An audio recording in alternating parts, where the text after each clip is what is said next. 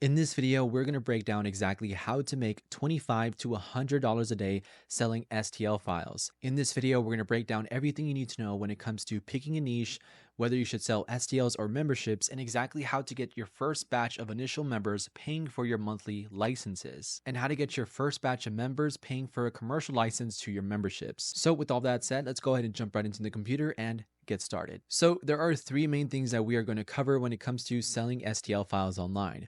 Now, if you're someone that's looking to start making money with STL files, there's really a few things you need to know, but I'm also going to go into this assuming that you already are an artist, someone who's a designer, and someone who actually likes to create digital products. If any of those apply to you, then this is a perfect case for you to not only build a passive income stream, but as well as exactly how to build a reoccurring income stream, creating digital artwork for the 3D printing community. So with that said, here are three main things that we are going to cover within this module. The first thing we're going to cover is picking a niche as an artist. The second thing we're going to cover is selling STL files or memberships. And then the last thing we're going to cover here is how to get members. Now, like I mentioned, before proceeding, this assumes that you're already a designer, a creator, someone who actually likes to create your own models. If you don't, then this is probably not for you. And the reason I say this is because if you don't like making models, if you don't like designing, and or if you're just doing this purely for the money, it's going to be kind of hard. And especially since you have to actually design these models and then test it on the printer and then get a final working product before you release it to the public. And that's kind of the process you'll be doing on a day-to-day basis, especially if you focus on STL files. But otherwise, if you don't fit into that category of just trying to create products just because, then this is a perfect video for you. So the first thing we're going to cover here is picking a niche. So there's actually a ton of different niches. You have popular and evergreen niches. One like tabletop gaming, which is miniatures, terrain, dice towers, and organizers. Two, you have cosplay and props, which is like helmets, armor, weapons, accessories. Home and organization, which is dividers, cable management, tool holders. You have DIY and repair parts, replacement knobs, hinges, clips, toys, and collectibles, which is articulated figures, fidget toys, and display models. And you guys can already see there's a ton of things you can pick from. And truthfully, there's so many here. You have everything from what is popular right now. This is what you will typically see on either Cults 3D, on MakerWorld, on Things, printables. These are like the evergreen niches. Like these are the things that people will look for when it comes to printing something for 3D printing. Now, here are some trending ones. You have anime, Dungeons and Dragons, modular storage display, pet accessories, and desk and productivity. So these are also trending. You know, there are niches in here that may not be as popular, but these are things that people do look for. But of course, the evergreen niches, like which is always going to be in style, is these top 5 here. And then you have other niches here, which is like automotive, smart home gadgets, and then RC and drone accessories. So truthfully, there's many more. Like this is just kind of like a general example of what niches exist out there.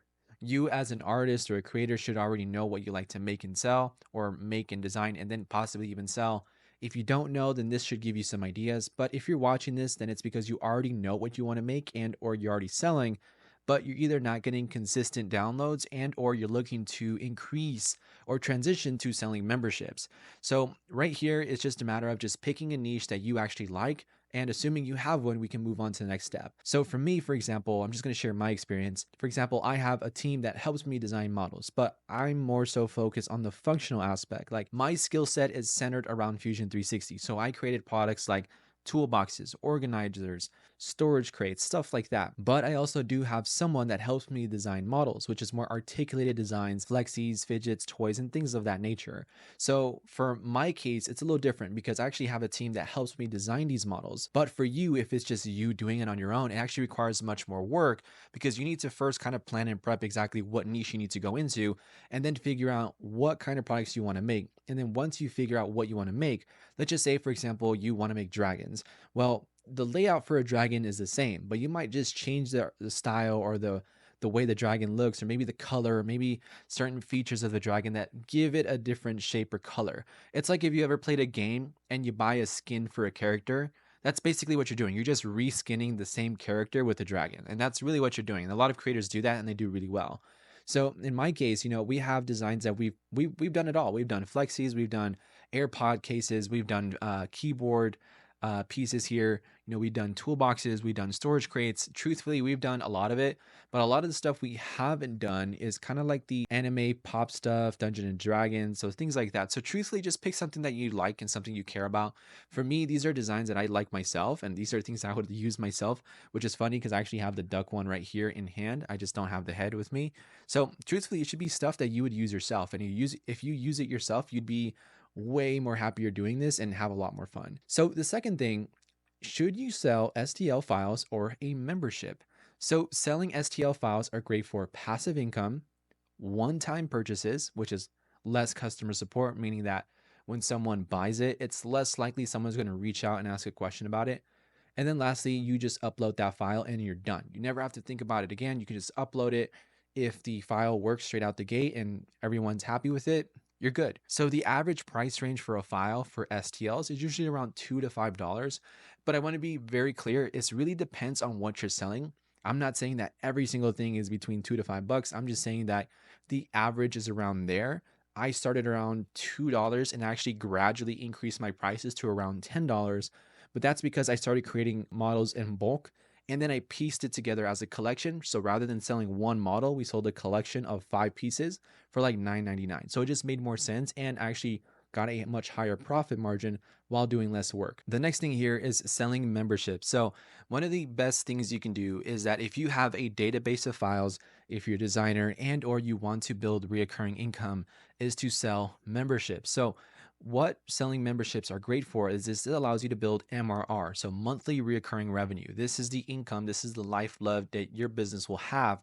Because if you can expect, let's just say $500 every single month, well, that's $500 you're pocketing every single month back into your company. The next thing is the community building. You build a strong community when you know how to build a membership. So if you're really good at talking to people, networking with people, getting feedback, memberships are great for you. Truthfully, memberships are a great way to do that. And then also licensing, which is a big one. The 3D printing community that focuses on selling will be primarily looking for this type of licensing. And licensing just means like giving access, commercial license access to sell the physical versions of those designs. And for example, within the Prince to Product program, we give our students a preset document that you can actually fill in with their name and details that already lists out all the personal use cases and as well as the commercial use cases. So that way there's actually a legal binding agreement that the licensee and the licensor agree to when someone purchases it and well as downloads it. And it's super crucial because in the 3D printing space, licenses are kind of not respected in my opinion. So someone would say, you know, you have a license for something for like $10 a month, but then someone would download it for that first month and then cancel it, but then they'll still sell it. So that's what I mean. They don't respect it, although that's probably a small fraction of people. But otherwise, selling memberships is still a great thing to do. So on average, the average price range is anywhere between $5 to $15, but this varies by the creator. And the more assets, designs, or the more established you are, the more you can charge. So don't be afraid to price what you think you're worth. Now, what I mean by that is that let's just say, you know, you have 5 designs. I don't mean that you can charge $100 a month because you have 5 designs. Let's just be reasonable here. But if you're an artist that puts a lot of work into your designs and it shows, like someone has to clearly see like, wow, that's a lot of work, then yes, you can charge more. But for example, the STL value doesn't directly correlate with the price that you price it at, if that makes sense. So for example, let's just imagine a famous celebrity created STL files. Well, they more than likely can charge $20 a month because they're established, they're a brand, they're a name, and they have notoriety and status. So that's kind of like my point here. So if you're an established creator, you can actually charge more. But if you're not, then that's okay. Don't worry about having to upload every single week. Don't worry about having to create new designs every single month. Truthfully, the first thing you should really care about in the very beginning is just having at least a few assets. I would say 2 to 3, having those assets, and then once you have people join your communities and or join your premium communities, whether your licenses or whatever, build a network with them, talk to them, get feedback.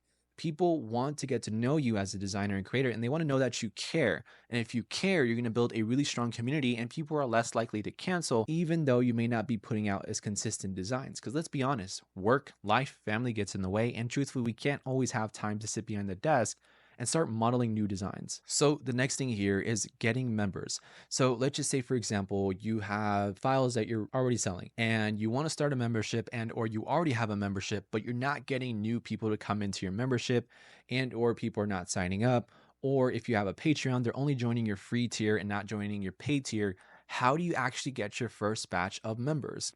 Well, there are actually a few ways to do this. So, first way to do it is to create incentives. Getting your first batch of members can feel intimidating, especially if you're first getting started.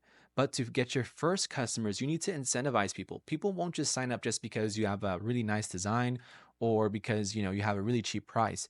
You really need to incentivize people. For example, I had a client that was a designer and she worked at a studio, and I told her that if she wanted to get people right out the gate to join her membership, even though she didn't have a ton of files, is to incentivize, like make it a no-brainer. So for some people, when they sign up for a license, they expecting to get a catalog of designs. But if they don't see a large catalog of designs, they're going to be disappointed. So to make up for the small catalog that she had, what she can do is actually charge a lot less and increase or have a limit as to how many people can join at this value. So you can charge someone, let's just say $5, but this $5 is available for the first 20 people. So that way the price is very low while you're still making or getting members, but there's a cap. So there's like an urgency here. So as you start to grow your membership, people will see like, oh, I can lock in at $5 a month. And if it changes to like $10 a month, well, someone is less likely to cancel, because why would you want to cancel it if you're paying $5 less? So it's like a price reduction or a grandfathered kind of price thing that you'd want to lock in with the people that are signing up for your memberships. The second thing is create content. So creating content is crucial if you want to go quicker. This will accelerate your growth and put your designs in front of more people. So for example, when I was getting started, this is my TikTok page here. My first video was like this fridge organizer here. This got like 500, half a million views. This one, this printable storage crate, got 148, 21. The Sonic head, I don't have that anymore. The food pouch, this was 16. Storage bin, 100, 180. 9K, 10K, 15, half a million. And you can see just posting content about my products got my first batch of customers and members buying my stuff. So truthfully, you don't have to be an amazing content creator. Just go to my TikTok, filter it by oldest, and you'll find this here. All of this stuff is here. And what I tell students here is that success leaves clues. So you clearly can see, even as a complete beginner, I was doing stuff like this and getting half a million views on my videos. But that's because I put in effort into my content, and as well as, positioning myself as a designer. And that's kind of like what I did here, and I did really well. And truthfully, if you do the exact same thing here, you'll see success as well. So the last thing I'm going to cover here is the dark side to selling STL files. Now, what do I mean by this? So there are three main things here. The first one is files being distributed to Telegram groups. And I'm kind of aware of this, but truthfully, I think every designer is aware of this. Honestly, there's really nothing you can do. There are Telegram groups that are specifically designed to just reshare and resell files and give them away. And look, hey, game is game. That's just what people are going to do. And truthfully, there's nothing you can do about it. So if you're an artist or creator and you're worried about someone stealing your artwork, well, that's something you're going to have to get over, because truthfully, that's just the nature of digital products. The second thing is that there is kind of an incentive for bad actors to kind of play into the community aspect of it. So I hate to be the one to say this, and I'm not going to name drop any specific company, but there are companies that offer points. And for example, I've seen artists create a design and it's a paid design, and then a week later, that design is free on another website. And because the design was really popular, doing really well, and it was a paid design, someone with some reasonable design skill set or the ability to design these products would go ahead and take that design, repurpose it and redraft it or remake it, and it'd be the exact same thing, pretty much close to the exact same thing, but then they will post it for free, because they're basically just relisting that product for free because that product was already doing well. And since it was already selling well, if you give it away for free, it's just going to sell even more. And truthfully, this happens kind of a lot. And like I mentioned, I'm not going to name drop. Just take a look at what most creators are doing. And if you ever see it pop up on a different website by a different creator, that's kind of what I'm referring to. And this is just something that you'll have to get used to as a designer and a creator. Truthfully, you could copyright strike it. You could try to protect your designs. And let's just say, for example, if you have a design you work really hard on and you post it online and it does really well, and then 2 weeks later, someone has it completely for free on another site because they want to earn points. Well, sadly, there's not really much you can do because you really cannot control that aspect. And plus, what I've noticed is like a lot of the community doesn't seem to at least care as much. Unfortunately, as there are people that will care, but then most people who are just searching for files really won't care that much, if that makes sense. The last thing I want to quickly cover is copycats. People will copy your designs. This is something that's always going to happen throughout any sort of product that's ever made.